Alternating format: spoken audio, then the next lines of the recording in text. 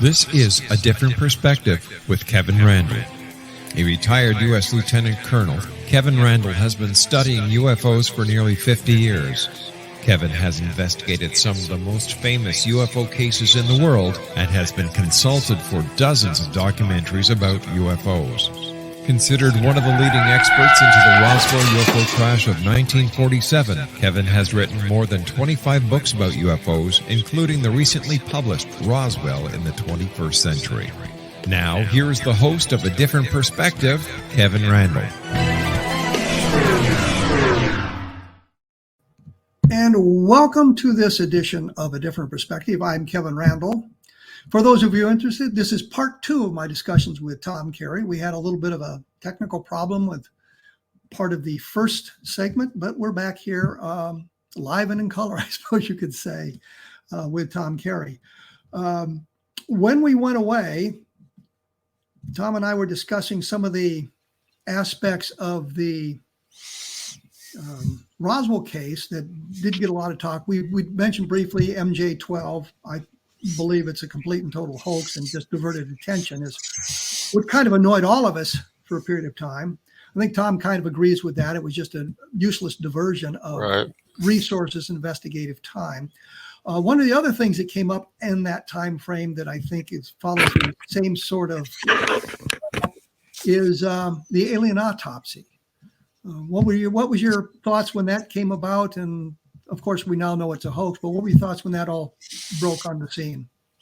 That was, I'm sure you remember, we went down to Roswell, you and I, and we were on a panel. I think it was a Japanese film company. Yes. And I, right up front, Kevin, I thought that was a hoax because the body did not resemble anything that was described to me as what they looked like. I thought it was somewhere, and I think they wanted all of our opinions at the end, and I think my opinion was, okay, guys, where did you get the body? You know, something like that. It was not what was described to us. I thought it was either a Hollywood prop or some sort of deformed human with some condition that I didn't know, but I knew it wasn't what it was cracked up to be. And well, you in your education, you got almost all the way to a Ph.D. in anthropology. I think you were physical anthropology. Physical, yeah. Which, in essence, would make you a kind of an expert on that sort of thing, I would think. Well, I know a lot, and it didn't conform to anything that I was familiar with. So it just I don't know, the shape of the head, the shape of the body, it did not conform to any stage of human evolution at the time that I was aware of. And given the fact that they were saying it was a alien creature from, I don't recall if they said it was from Roswell or something else, but it was not what was described to me as to what they looked like. And I think that the fellow Santilli, didn't he at one time confess that it was a hoax, or No, Santilli said that they recreated a bunch of the footage because the tent footage, which was part of the film canister, supposedly was too dark for them to really broadcast. So they recreated it, and he admitted that they had done that. The guys who put the whole thing together, they've come out and they've shown pictures of the various stages of how the creature was made and what they did to do that sort of thing. The other thing, Kevin, was that in that video that they were, the video to me looked like it was hooked up to make it look old. I thought that's not real age. That's hooked up age to make the video look old. And the thing that caught my attention was the footage of the wreckage that they had, footage of the wreckage, and there was one I-beam in there, and there was the English word video on it. It's stylized and everything else, but what are the odds you've got an alien civilization that's created a written language, and we're going to be able to recognize an English word. And they had 6 fingers, if I recall. Yes, yes. And the doctors that were doing the autopsy, they were wearing masks, not to protect them, but to prevent us from seeing who they were. That was my conclusion. Yeah, there So was a lot of, I never, from right from the get go, Kevin, I did not think that was real. I didn't either. I was somewhat hopeful because that would end the whole thing. But the other sad thing, as I understand it, they made literally millions of dollars off that hoax by selling the complete videotapes of the complete footage that they had recovered. So it wasn't everything you'd seen on television, wasn't all the footage they had. And they, of course, licensed the thing around the world, literally around the world. So they had made literally millions of dollars. And I kind of wish I'd have thought of it because I could use millions of dollars. I'm with you there. Is there any other aspect of the Roswell case that diverted your attention to the exclusion of where you wanted to go, or where you would you could have spent better somewhere else? Well, Kevin, I never thought of myself as a writer. I believe that you have a gift of writing. I believe you like to write. Yes, and you certainly do. For me, it's always been a struggle to even when I'm writing. I've co-authored a number of books with Don. The actual writing phase, I say, oh my God, I'm going to have to remove myself from society for the duration of writing this book, and it's always been a struggle, or at least I'd rather be doing something else, But the thing about Roswell is that for something to occupy my attention for 30 plus years has to have something that's grabbed my attention. And Roswell was that thing that grabbed my attention for 30 years. And every day I thought about it. What can I do today? Am I going to interview somebody?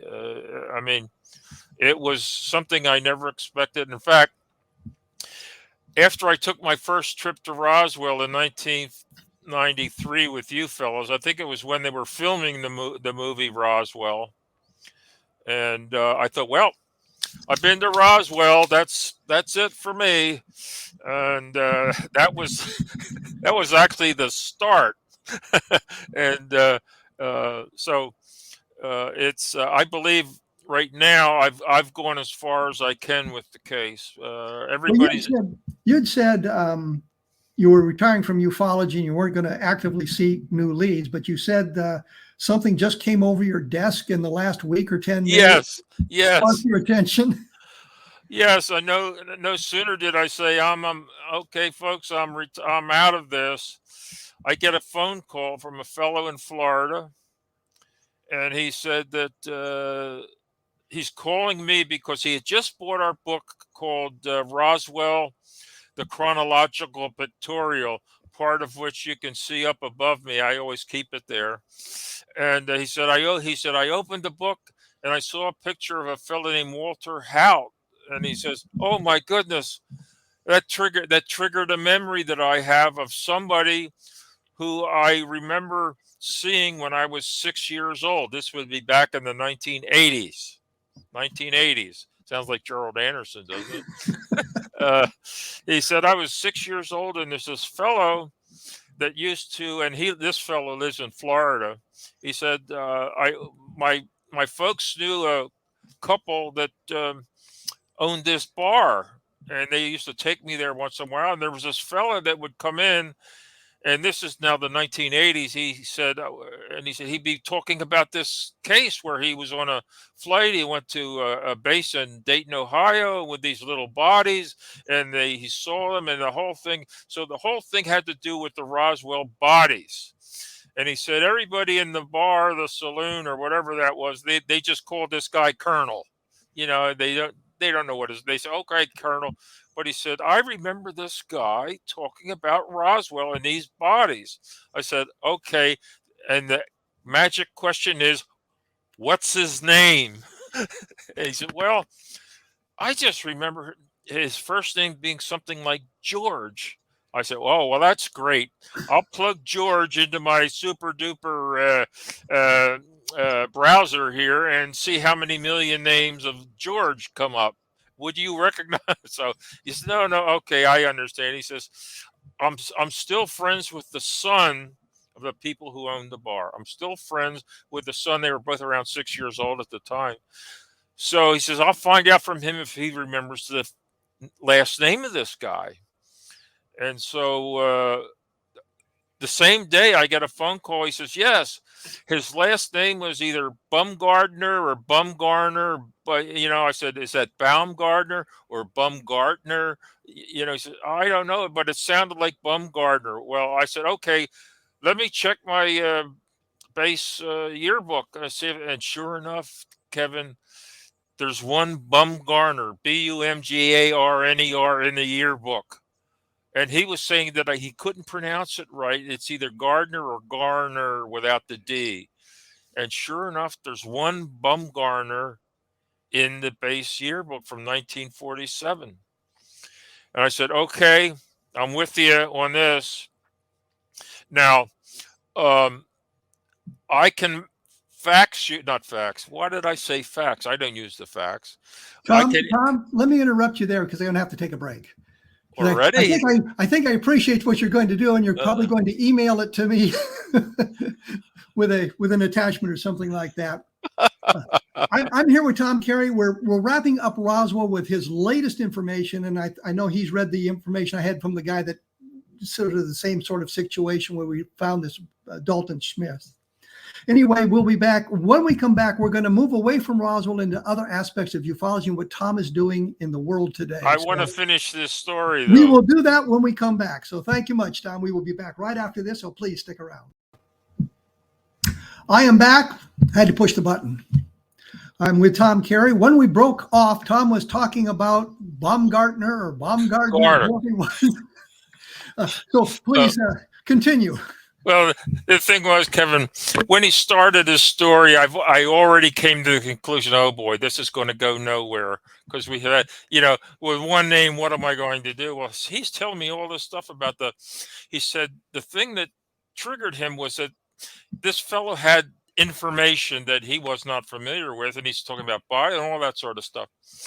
So we found out the last name was Bumgarner, and it turns out, Kevin, that there's a Bumgarner without a D or a T in the 393rd Bomb Squadron at Roswell in 1947. So there was a Bumgarner there, and that these conversations took place in the 1980s. Before there was only one book out at that time, the 1980 Roswell incident. So they didn't get it from all the books. So I said, okay, we know the last name. He says, but the people who ran the bar or owned the bar, they're very old now, but they're still alive. I said, okay, first I'm going to email you a picture of this guy, which I got from the yearbook. I put it in my magic machine here when I was able to print out the picture, and I sent it to him. I said, does this look like the guy that you saw once or twice at this bar back in the night? He says, well, I was only 6 years old at the time. So he says, I'm not sure. To me, he said, it doesn't look like, I'm not sure. So he says, but what I can do, the old folks who ran that bar are still alive. I'm going to send that picture, or it sounded to me like he was going to take it to them because they also live in Florida.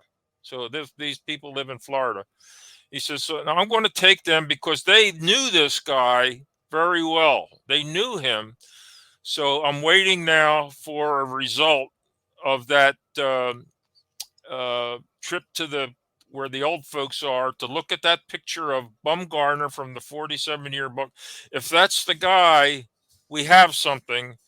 If it isn't the guy, forget what I just said. So that's where I'm at right now.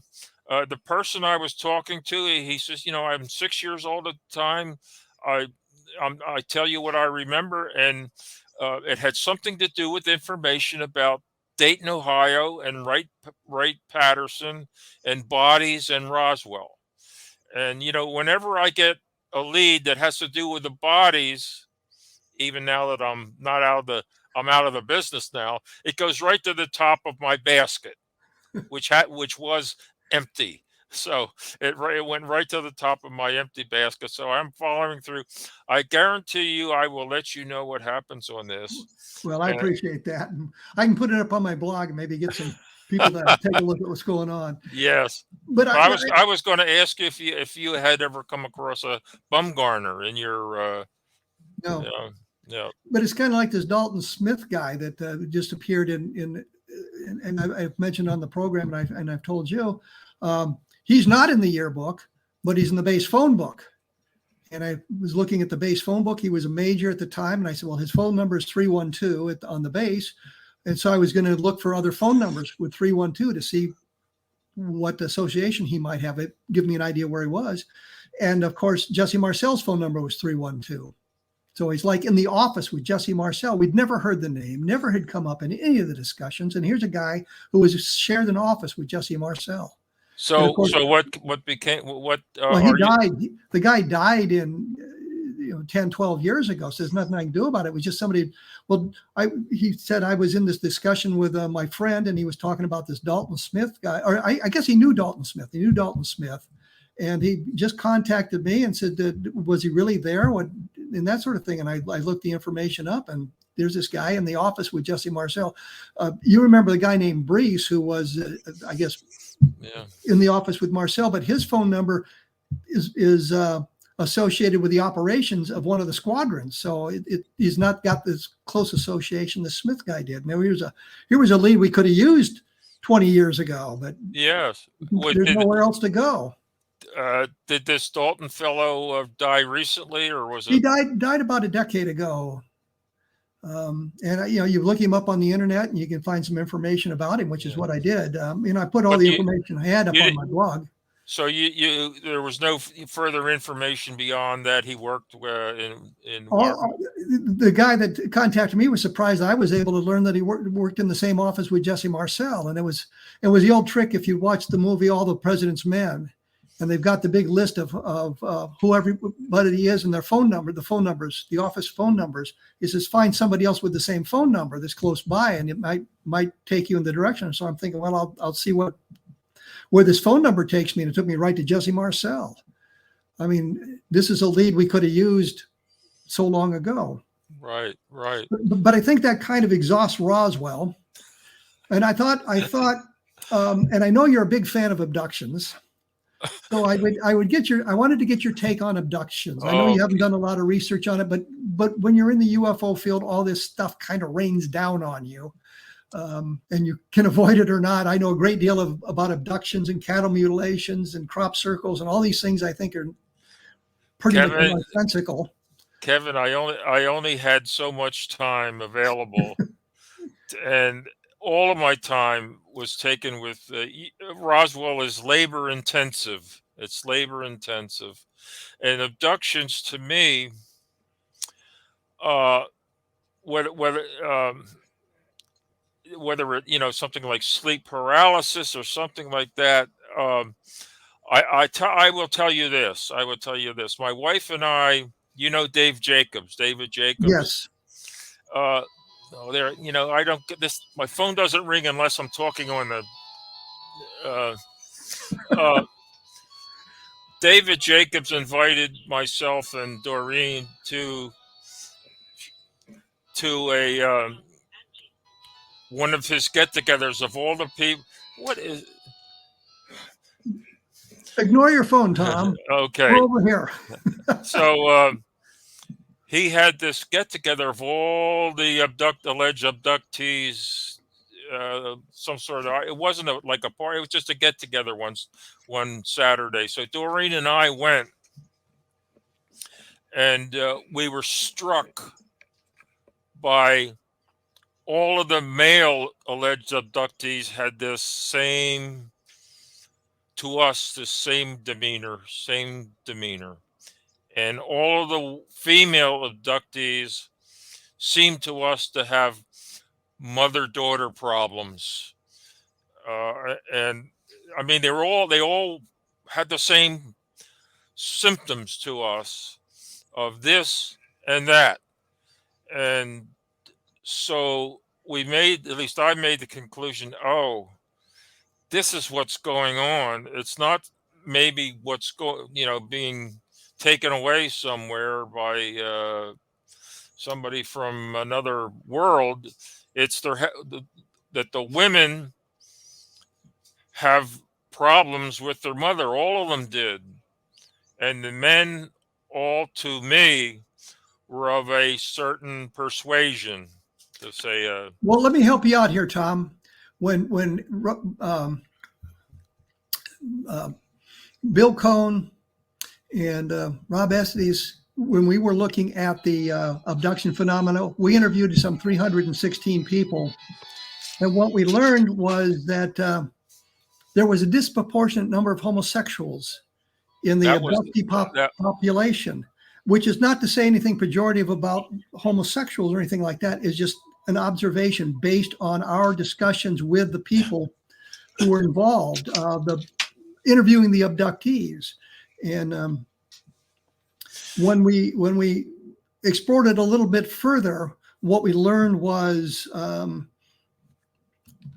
it was just that there was too many in there, and it seemed that I trying to say it nicely because they don't mean anything pejorative about it, but the homosexual population was overrepresented in the abductee population, and we thought there would be some kind of connection between the two populations, and we wondered about other sort of invisible aspects. Are there too many people who are left-handed, or too many people with a certain blood type? You and I, for your listener, we have never talked about this. We have never talked about this, but that was my observation and my wife's observation from David Jacobs' get-together. And I've never said anything about it all these years, but that was my observation, that they were overrepresented. Yes. And that was the thing. I brought this up in other arenas and been castigated for mentioning this. You're just homophobic. That's why I didn't bring it up. I'm making a scientific observation based on 316 interviews with the abductees, and it was Russ Estes and Bill Cohn who originally came up with this. And looking at the tapes and being involved in some of those investigations, I realized this is probably something that should be explored by the abduction researchers, but is not. And we had suggested, again, Russ Estes, Bill Cohn, and I had suggested that what they were doing is case studies. And we needed to move the abduction research from case studies. We had enough of those. We needed to move it to another arena to see if we could solve the problem. And I'm convinced that there are very few alien abductions, if there are any. I look at, I was going to say Travis Walton, but there's kind of unraveling in the last year or so. But Calvin Parker and Charles Hickson seems to be a much more solid case. I'm going to break. I think we're done with that. That's interesting, though, because you and I have never talked about this. And my observation is based on the one afternoon that I spent with David Jake. Well, we're going to have to come back in just a moment. We'll be talking about that. I'm going to ask Tom about cattle mutilations briefly, and then I want to get into what he is doing in today's arena, what has captured his attention, because he's mentioned to me a couple of times he's got some good projects or some new projects that excite him, and I want to talk about those. As usual, take a look at www.kevinrandle.blogspot.com. And just for fun, I'm going to mention the Leveland book. I think that Leveland is an important case, and you get a chance, take a look at the book. And please give it a rating or a review, because that always helps. We will be back right after this, so please stick around. And I am back. We'll be talking, we are talking to Tom Carey. I think we've kind of exhausted all of this sort of thing, and I know that you wanted to talk about what your new projects are and what's exciting you today. So I know you've got two of them. So have at it. What's your excitement for today? Just to put a period on what we were talking about, the abductions. I did, I never spoke of it because I didn't want to give the impression that I was being prejudiced or anything like that. But it was just an observation that I made. Well, Maybe and we kind of underscored it with scientific data with the research we had done. I appreciate that, because all these years I've been thinking, well, maybe I was being too critical or something like that, but that was my observation. And Doreen, for herself, she noticed, or her observation was, for the females there always seemed to be some sort of mother relationship conflict of some sort. So I'll just leave that. Abductions, I have basically no interest in, Kevin. So the what was your projects? Oh, my projects, yes. For decades, I've read my first book about Pearl Harbor, the Japanese attack on Pearl Harbor, when I was in graduate school at the University of Toronto. And the book was about how the Roosevelt administration, most notably FDR, Franklin Delano Roosevelt, that they not only knew about the impending attack, they knew where it was going and coming, and that they may have even engineered itself. I read that book in 1974. I was in Toronto, and you will never guess, and I didn't know that until years later, who the editor of that book was. None other than Carl Flock was the editor of that book. If I had known that, I'd have been friends with Carl. I said, Carl. Let me interrupt right here. So for the audience, Carl Flock is kind of the anti-Roswell investigator. He's had a long history in UFOs. He worked at one point with the CIA as a case officer. I knew Carl Flock for a number of years, and we had some very nice discussions and things like that. But he was heavily involved in UFOs, and he was heavily involved in cattle mutilations, which we didn't get to. So Carl Flock was the editor of the book that you were fascinated by, Pearl Harbor. It was published by Regnery, which is a conservative publication outfit in Washington, D.C., Regnery book. And it was written by a fellow named Bruce Bartlett, who wrote for National Review, the big conservative magazine that comes out regularly, William Buckley's old publication. So I called up Bruce Bartlett one day, and I wanted to first congratulate him on something that caught, like Roswell, caught my attention. And he could not hang up the phone fast enough. I'm thinking, why? The book was actually an expansion of his master's thesis at Columbia, and I was giving him, but he couldn't hang up fast enough for me. So since then, Kevin, because that subject has captured my attention in 1974, I have gotten a hold of every book about that subject, the attack on Pearl Harbor, and I've bought every book I can think of that has been published. The first one came out in 1946, 1 year after the war ended. The first book on, okay, FDR, folks, it's not what you think. Something was going on there to get us into World War II, the so-called backdoor to getting into the war. And Tom, let me interrupt you here because I have a question. If I remember correctly, back in the 1930s, when they played war games, the general officers, the admirals, and everybody, how do we get into what would happen if this scenario? And it always began Case with Orange. Yes, I was going to say, and they always began with an attack, a surprise attack at Pearl Harbor. Yes. And I wondered how that might play into that.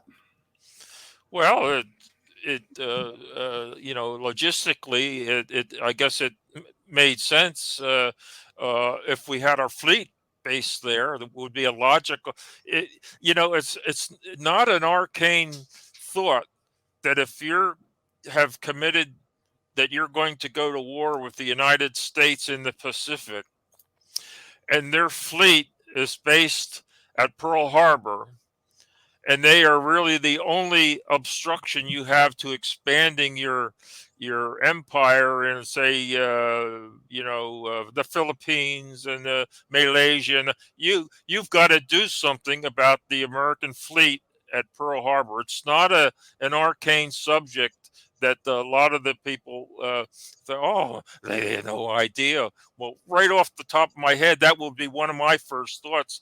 Okay, what are they going to attack our fleet at Pearl Harbor? That would be one of my primary thoughts.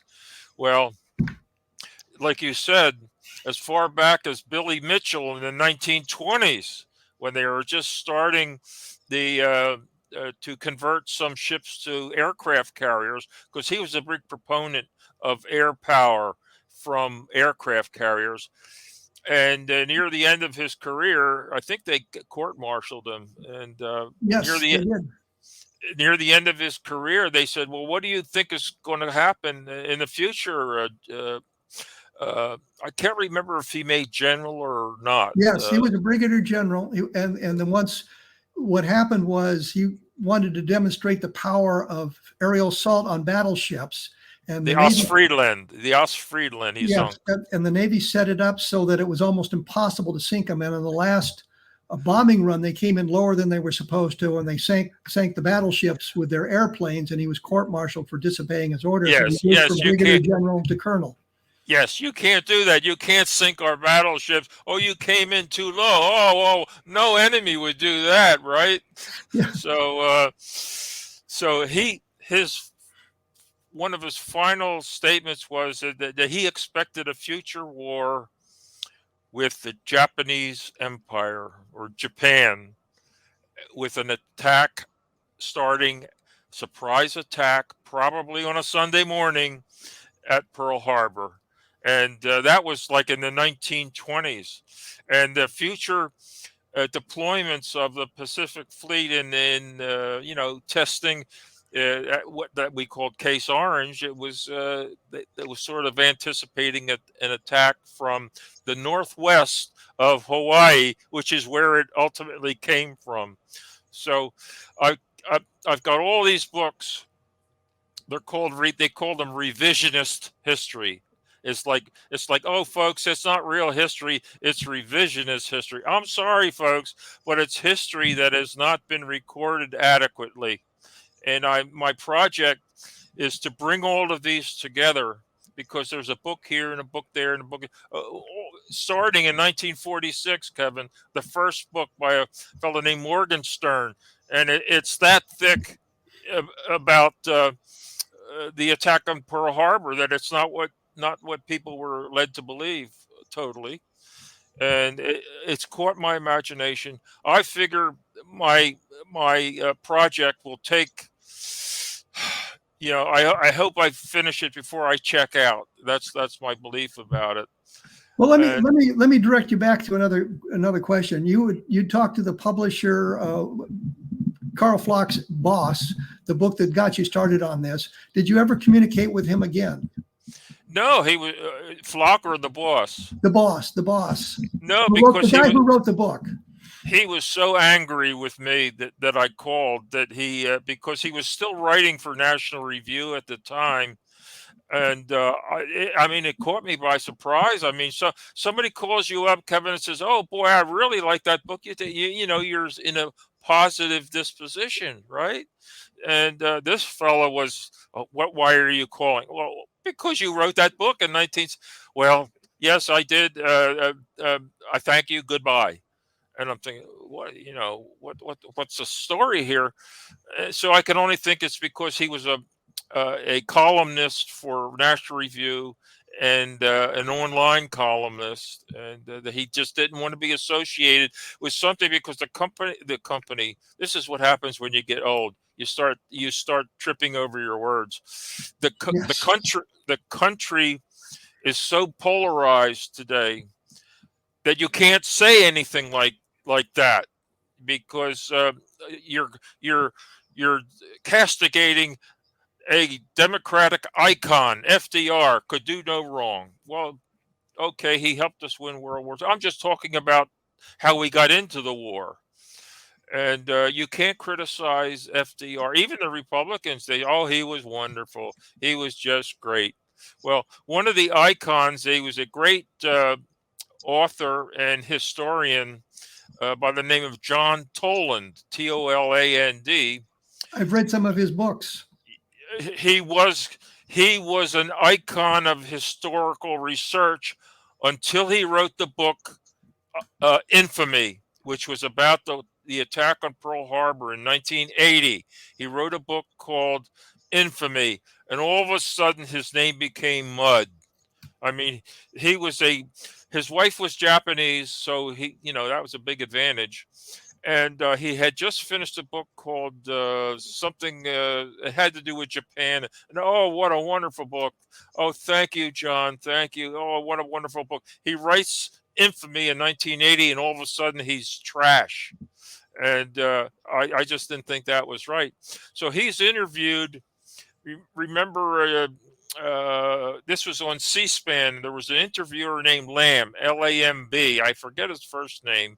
Brian Lamb. Tom, I got to stop you there. We'll come back to Lamb right after this. I'm running out of time here. So we'll be taking a break. Look at my blog, www.kevinrandle.blogspot.com. I'll be back with Tom, and we'll finish up with Lamb and C-SPAN right after this. So please stick around. And I am back. I'll be joined momentarily by Tom Carey. Tom, when we went away, you were talking about Lamb and some of the things you'd learned. So continue on with that story. Yes. Brian Lamb, who I think is still alive, I'm not sure, but he used to do an interview show on C-SPAN. And when Toland wrote Infamy, he had him on the show to interview him. And Lamb asks Toland, well, what did you think about FDR? And without hesitating, he said he was a bum. So when they picked Lamb up off the floor at that response, he said, what did you say? FDR was a bum. And that's what I'm thinking, oh, my goodness, this guy, So you can't. It's got to the point you can't even Republicans say FDR. Well, I've gone beyond that. There's even a smoking gun in this case. It's a diary that was written by FDR's Secretary of Defense, or back in those days they called it the Secretary of War, Henry Stimson. And in his diary he said, after a meeting with the FDR, we have to figure out a way to get Japan to fire the first shot without sustaining too much damage ourselves. So that was the thing. So they maneuvered Japan into actually firing the first shot with a big memorandum that the Secretary of State, Cordell Hull, maybe I should have said hell, but Cordell Hull sent to the Emperor of Japan, telling them, well, the only way we can reach an accommodation here is if you get out of China, which is something Japan could at that point could never do. So they knew at that point there was going to be a war, but it was to make them fire the first shot, stand back, let them do it, but hoping that they don't inflict too much damage to us. Well, you saw what they did at Pearl Harbor, and it was way more than they expected, because they thought the water was so shallow at Pearl Harbor they couldn't fire torpedoes from airborne craft. And so, but the Japanese figured out a way to do it, and most of the damage was sustained by torpedoes that they thought that Japan could never fire. Well, so, if I remember correctly, they put some kind of a wooden apparatus at the end of the torpedo that so it wouldn't go into the great depths that they normally went to. That's correct. And most of the damage was done by torpedoes. Anyway, that was. I mean, there's so much there, Kevin. It's caught my imagination, just like Roswell. The other project, unless you have another, you want me to go on with that. No, I was about to say, and your second project is. you're not going to believe this. You're not going to believe this, and I don't believe it myself, but it's true. Well, in anthropology, I believe your specialty was archaeology, if I recall. Archaeology and settlement patterns, that sort of thing. Yes, yes. Mine was physical anthropology, fossil primates and fossil hominids or early humans. Because of that, I've had a running interest in Bigfoot, the so-called. Oh my goodness! Yes, Bigfoot. Because I thought, if it's true, it's a relic. It's a relic hominid because it's bipedal. The things that people describe, and there've been a lot of instances all over the world. They have different names for them, Yowie and abominable snowman and all that sort of stuff. But in America, it's called Bigfoot. So I've had a mild interest in it. I mean, I'm not like, oh, I got to read the next, I'm not obsessed by it or anything, but I would follow it and just to see what the descriptions are.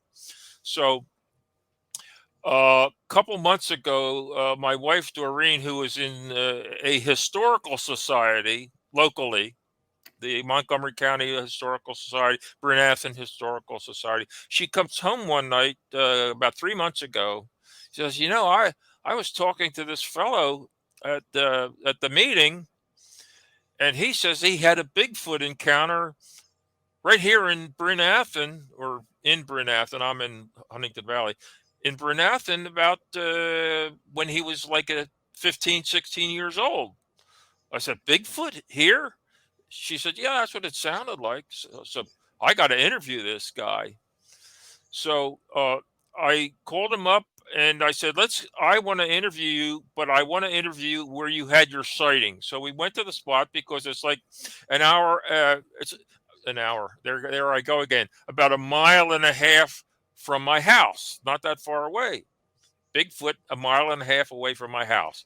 I got to see this.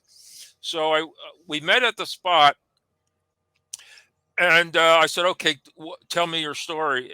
And so he tells me what happened, and I'm thinking, this is not Bigfoot. This is something else. It's not Bigfoot.